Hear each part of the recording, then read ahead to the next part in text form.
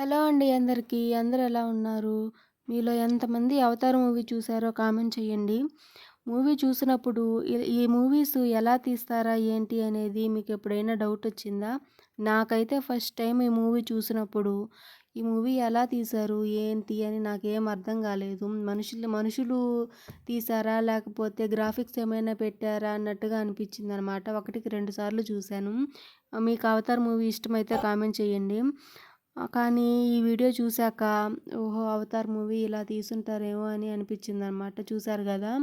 ఆ కుర్చీ ముందుకు నెడుతుంటే వెనకాల రాయి గూడా అట్లాగే కదులుతుంది. ఇదైతే ఫిలిం సిటీలో చూసాననమాట. ఫిలిం సిటీకెళ్ళినప్పుడు ఎందుకో వీడియో తీయాలనిపించింది. ఇంక అందుకని వీడియో తీశాను.